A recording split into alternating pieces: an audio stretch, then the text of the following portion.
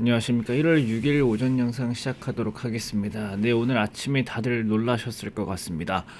저도 평상시에 6시에 일어나게 되는데 오늘 잠깐 4시 반에 눈을 떠가지고 핸드폰을 보다가 그거 보고서는 다시 잠들지 못했습니다. 오늘 아침에 해야 할 말이 많겠구나라고 생각을 좀 하게 됐고요. 근데 뭐 걱정하던 것보다는 이게 막 제가 새벽에 놀라서 깬 만큼 뭐 그 정도까지의 흐름은 아닌 것 같습니다. 일단 오늘 미국 증시의 내용은 긴축 발작이다라고 보시면 좋을 것 같고요. 뭐 최근에 미국의 채권 금리가 올라오고 있는 사실은 제가 3화 언급드린 적이 있습니다. 어젠가 그젠가 한번 언급을 드렸는데 그 채권 금리가 올라오는 이유가 풀렸죠, 어제. 앞으로 그 긴축에 대한 패키지가 나올 가능성이 높아졌기 때문이다라고 보시면 좋을 것 같은데, 12월 FOMC의 내용은 그 파월 의장이 현재 인플레이션의 금리 인상에 대한 요건을 충분히 만족한다. 다만 고용 지표까지 우리는 충분히 확인을 하고 기다려 볼 것이다라고 이야기를 하면서 12월 FOMC가 살짝 넘어갔습니다. 그런데 어제 그 12월 FOMC에 대한 정확하게 이제 의사록이란 건 뭐냐면은 우리가 이제 업무를 하다 보면 회의록을 쓰지 않습니까? FOMC 했던 내용에서 이제 그것을 이제 서기분이 쭉 내용을 기록하고 검토하고 이제 문서로 이제 발표가 되는 거예요. 그러면은 어떤 위원이 어떤 발언을 했는지 세세하게 적혀 있겠죠.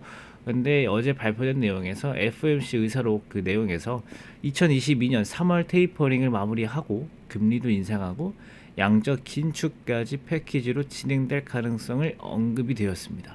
이게 뭔 말이냐면은 테이퍼링은 현재 채권을 매입하고 있는 것을 줄여가는 게 테이퍼링입니다.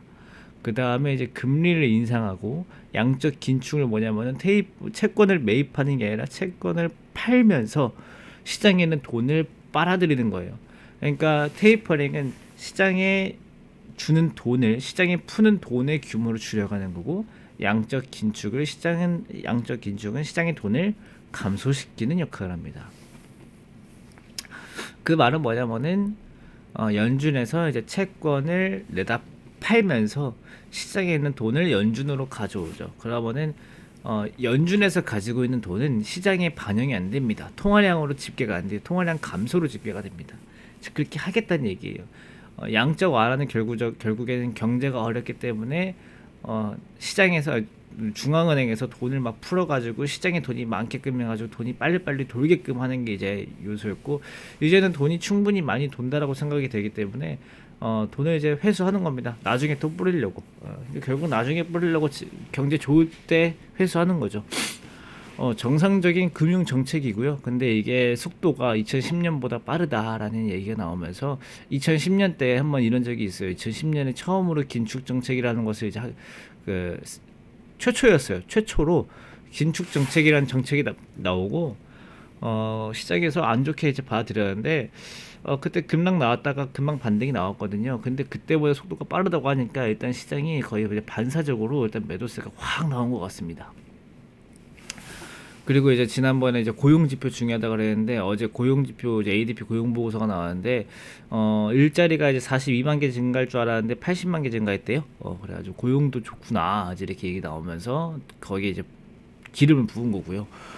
그렇지만 저는 의문 해소로 좀 긍정적으로 봅니다. 어차피 긴축이라는 것은 2022년에 할 거였습니다. 근데 2022년 초반에 나온 만큼의 일단은 뭐 최근에 우리나라에 올랐던 환율이나 금리나 이런 것들이 뭐 의문이 싹 다 풀렸고요.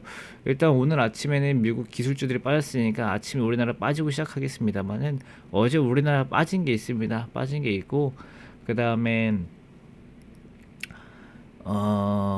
긴축 발작이다라고 하는 것은 결국은 단발적이고, 일단 당장 뉴스가 나왔을 때는 뭐 공포심으로 받아들이지만은 뉴스가 나오고 뭐 1시간, 2시간, 3시간 지나다 보면은 사람들이 다시 이성을 되찾습니다. 지금 현재 한 3시간 정도 지났기 때문에 이성을 되찾을 시간은 됐고요. 이것을 또 이제 증명하는 게 뭐냐면은 비트코인 시장이에요. 비트코인 시장이 비트코인이 긴축 정책 얘기 나오고 나서 6%까지도 밀렸다가 지금 마이너스 4% 정도까지는 반등이 좀 나오고 있습니다. 비트코인의 변동성이 좀 커져가지고요.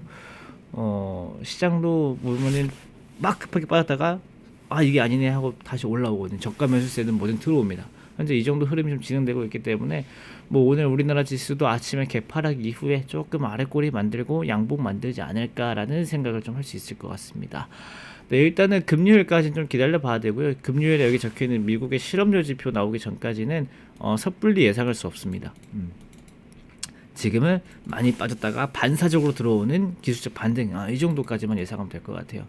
네, 그러면 오늘 아침에 조금 안 좋은 소식이 있지만은 그래도 너무 안 좋게 생각할 필요 없다. 그리고 특히 여러분들께 드리고 싶은 말씀은 뉴스에서 1월에 시장 폭락한대요, 금리 올라가면 시장 폭락한대요, 어떡하죠? 이런 말씀을 애초에 귀에 담아 듣지 않는 게 제일 중요합니다. 네, 그러면은 오늘도 고생하시고요. 저는 이따가 오후 때 뵙도록 하겠습니다. 감사합니다.